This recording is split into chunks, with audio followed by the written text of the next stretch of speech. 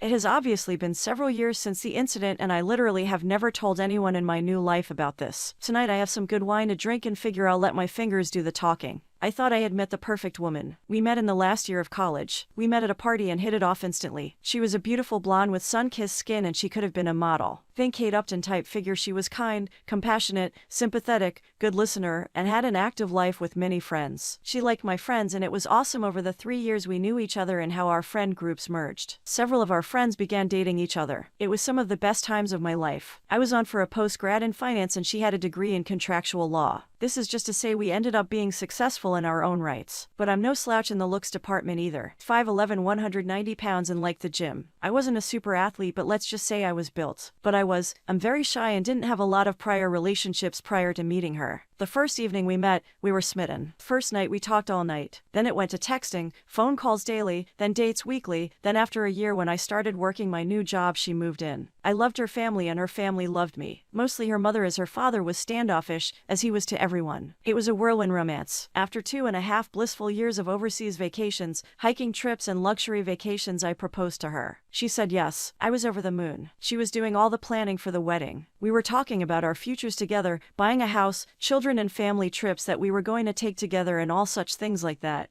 Then it happened. One evening after we both get home to our apartment, she is a little distant. I think I noticed it right away, as we were always very affectionate towards each other. This would only happen about once a week for the first month after proposal, then it was more frequent. I would have been none the wiser, except that I used to listen to a lot of Reddit on YouTube. So, I waited and observed. Relationship with her parents still great, but over Thanksgiving at her parents' home in Louisville, Kentucky, we lived just north of DC, she was standoffish towards me in front of her mother. Now her mother was a very observant woman. She pulled her daughter aside to talk to her and I could hear them arguing. After some heated but muffled words, they returned to the rest of the family and carried on like nothing was going on. I figured I could ask her about it later and did. She was not willing to talk about it and asked me to wait till we were home to discuss it. I agreed, as I loved her deeply and thought we could work through anything. Her mother was an older version of her. Same stunning looks, just a few grays in her long, thick blonde hair. This is important later. Back home I asked her about it, and she was unwilling to discuss it. When pressed on it for a week, she finally confessed that a guy at her work was trying to get to know her better. She wanted to be forthcoming, so she showed me her phone, and as I looked through it I noticed that all the texts that would have happened during the time she was withdrawing from me were removed. There was nothing untoward in the texts, but I did go into her phone settings and turned on her locator on her phone, as we shared the same phone plan. And I honestly thought it would make me see that she was not doing anything wrong. Was I wrong? That second weekend after Thanksgiving she had a company Christmas party. I had planned on going but came down with food poisoning and had to back out. She had a girlfriend pick her from our apartment as they planned on drinking a lot and had a DD for the evening.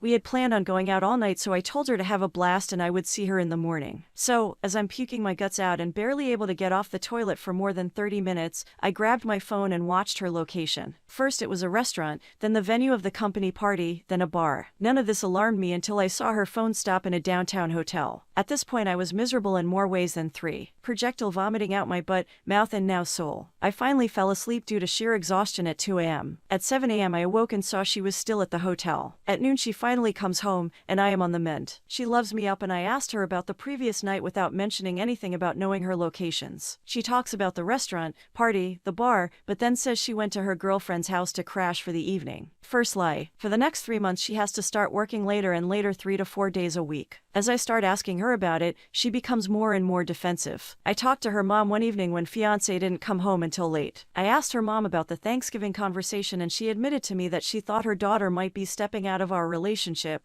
because of how she read her body language. She also said that her daughter was being more and more distant with her in their weekly texting conversations. With all this speculation that was going on in my mind, I kept it to myself. 2 weeks later at work I ended up getting a new project at my company that was going to require me to fly to the Midwest Monday through Friday for the next 5 weeks starting in 2 weeks. It came with an increase in salary, and as I broke the news to my fiancé, she was delighted for me. I didn't think though that she was excited for the same reasons I was. So, I went online and ordered 4 motion-activated spy cameras for my apartment. I put one in the living room, entry area, one in the kitchen, one in our bedroom, and one looking down our hallway. They were very small and connected to the internet via a hidden network, so they couldn't be spotted on the Wi-Fi network. I secured the cams with a password and waited. On my first week out, she had girlfriends over the first 2 nights and never worked late once. The third night, a guy came over. I was enraged. I'm sitting there in my hotel room screaming at the monitor and calling her every name in the book. Then they went all the way, first on the couch, then in our bed. She bent for ways for him that I didn't know were possible. What was the worst was as I am watching them get it on, I call her to see how her day went. She hears her phone ringing and holds her hand up for him to stop giving her anal and answers the call. I ask why she is breathing heavy and said she was at the gym working out. As soon as the call is over, she goes right back to doing the dirty. When I got home Friday evening, I ignored her and went right to bed, and early said I got up and went cycling. I was so upset that I didn't even realize that I biked over 50 miles from our apartment. The furthest I had biked before was 30 miles, but that day I went 105.6 miles. Getting back absolutely exhausted, I showered. Then she and I went out that evening and had fun with our friends and had a lot to drink. Is it breakup sex when the one you're going to break up with is oblivious? I was bursting inside. Heartbreak, anger, rage, feelings of betrayal all swirled around in my heart and mind. She, who used to be so attentive, was oblivious to all this. It hurt so much because I loved her so much. I finally confided in one of our mutual friends and he told me that they all knew about it for months. I was finally told they all felt sorry for me, but no one again said a damn thing to me, which is why they stopped inviting us out with them. I hadn't noticed it before, but I could look back and see that about 3 months prior they gradually invited us,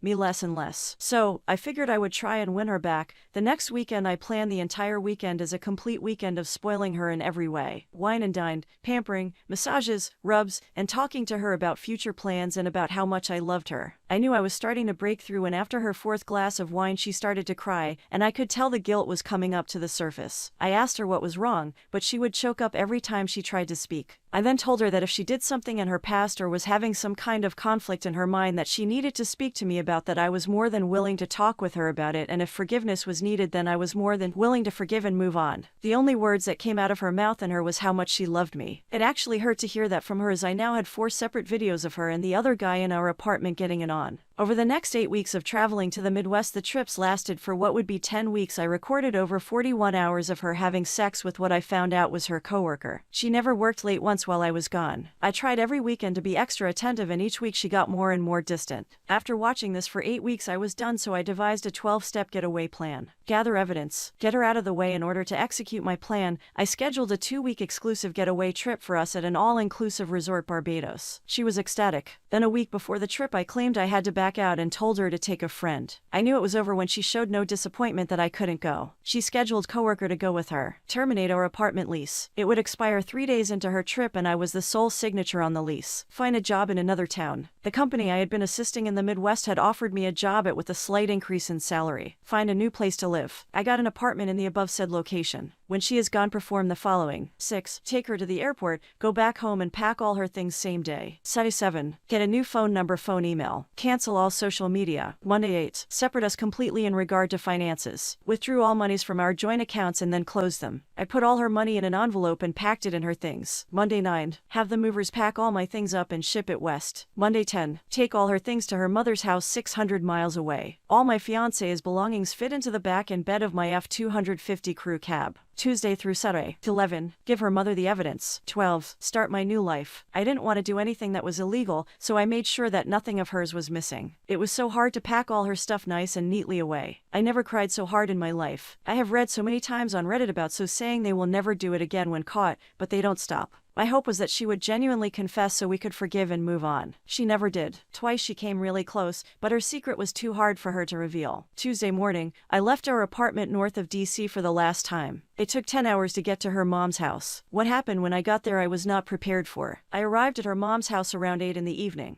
I figured she would be surprised to see me since I was coming down unannounced. Since they lived in a gated community, I had to buzz her house from the front gate, so she was waiting for me outside when I drove up. I could tell that she had been crying when I walked up to see her. I asked her what was wrong and she hugged me, bawling that she thought her husband was cheating on her with a much younger, skinnier, and prettier woman. Dumbfounded, I just held her for what was probably 10 minutes. She soaked my right shoulder with her tears and snot. When she finally composed herself, I asked if we could go in and talk. We went in and I asked where her husband was and she indicated that he said he was going fishing with his buddies at a remote cabin an hour away. Then she said, he hates fishing. She gave me all the indications that she had picked up on, and apparently it had been going going on for about a year. So, doing a little bit of research, we found a credit card hold charge for a 5-star hotel that was only 20 minutes away. On call later confirmed her husband was in fact there for a 4-night stay cheating with his mistress. 2 peas in a pod. I said, "What?" She responded. 2 peas in a pod. I said again, "Your husband is cheating on you and your daughter is cheating on me. That's why I came here to drop her stuff off and move to X." I showed her the evidence in a binder on screen captures I had made. After looking at the first 3 or 4 pages, she looked at me dumbfounded. We both hugged and cried for a good 30 minutes. At that point she said stop crying and looked at me and said, "Well, tonight there is nothing we can do about it except for you and I to knock out these 3 bottles of Moscato and fuck in every room of the house." She grabbed 2 wine glasses and a bottle of Moscato wine and walked out to their private pool deck saying,